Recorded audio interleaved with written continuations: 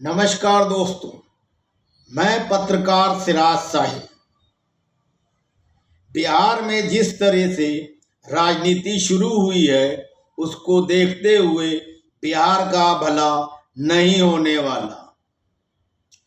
कमोबेश सभी राजनीतिक दल, चाहे सत्ताधारी भारतीय जनता पार्टी और जनता दल यूनाइटेड हों, उनके सहयोगी एनडीए के राजनीतिक दल या फिर विपक्षी राष्ट्रीय जनता दल कांग्रेस और उनके सहयोगी महागठबंधन के राजनीतिक दल या फिर नई तरह की राजनीति करने का दंभ भरने वाले प्रशांत किशोर की जन स्वराज, सभी का एक ही मकसद है, एन केन प्रक्रिया सत्ता हासिल करना। और इसके लिए सभी राजनीतिक दल विधायकों को टिकट देने के नाम पर मोटी रकम इकट्ठा करने में लगे हैं और जातीय समीकरण बैठाने की जुगाड़ भी कर रहे हैं। इसी सिलसिले में मैंने बिहार का सघन दौरा किया और व्यक्तिगत तौर पर लोगों से संपर्क स्थापित कर मैंने जहां तक समझा है कि यहाँ के जागरूक नागरिक, मतदाता और नेता वास्तव में बिहार की बदहाली को दूर करना चाहते हैं और इसके लिए अपना भरपूर सहयोग देना भी चाहते हैं। लेकिन जिस तरीके से बिहार के राजनीतिक दल यहाँ के लोगों का दोहन करते चले आ रहे हैं, उसको देखते हुए नहीं लगता कि बिहार की स्थिति इस बार के चुनावों में भी ऐसा जनादेश प्रदान करने की स्थिति में है जिससे बिहार का वास्तविक विकास हो सके और वहां की मूलभूत समस्याओं का समाधान हो सके। ना तो सत्ताधारी दल के पास बिहार की उन्नति और उसकी समस्याओं के समाधान है और ना ही जो सत्ता के लिए लालायित हैं या भारतीय जनता पार्टी और जनता दल यूनाइटेड की एनडीए सरकार को सत्ता से बेदखल कर खुद सत्तासीन होना चाहते हैं, उनके पास बिहार के लिए कोई पुख्ता रोड मैप नहीं है।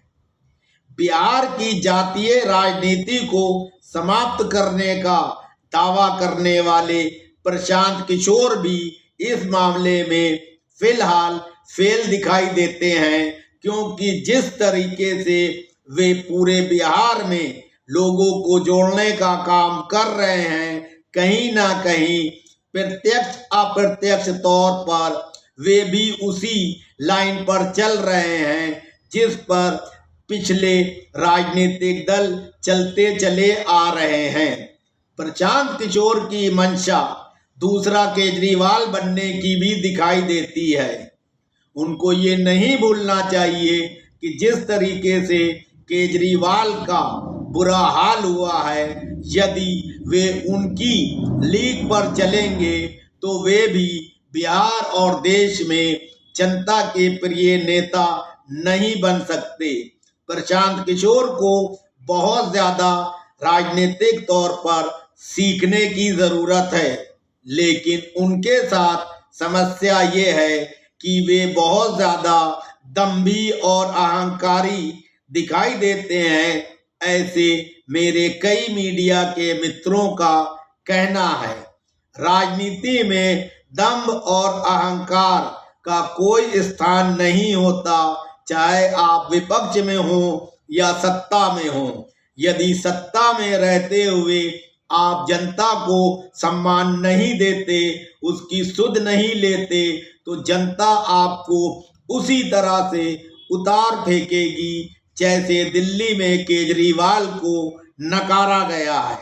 अगर आप विपक्ष की राजनीति कर रहे हैं तो जनता आपको सर माथे पे तभी बिठाने का काम करेगी जब आप बड़ी लकीर खींचेंगे और अब तक की सरकारों पे किए गए नकारात्मक कार्यों को सिर्फ गिनाने मात्र से आपका भला नहीं होना, बल्कि आपको एक वैकल्पिक व्यवस्था प्रस्तुत करनी होगी ताकि बिहार की जागरूक जनता आपकी ओर आकर्षित हो और निश्चित तौर पर आपको चुनावी लाभ हासिल हो सके। मेरा बिहार के सभी राजनीतिक दलों के बड़े छोटे नेताओं कार्यकर्ताओं से आग्रह है कि वे अगर बिहार में विधानसभा का चुनाव लड़ना चाहते हैं तो मेरे सिर्फ 5 सवालों का जवाब दें।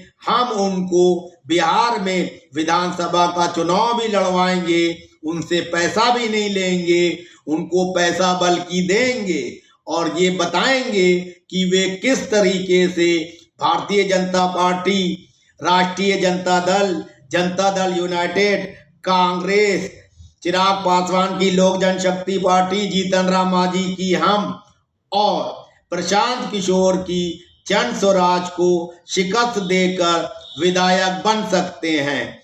मेरा मोबाइल नंबर 9540297770 है। मेरी पार्टी का नाम है लिबरल पार्टी ऑफ इंडिया।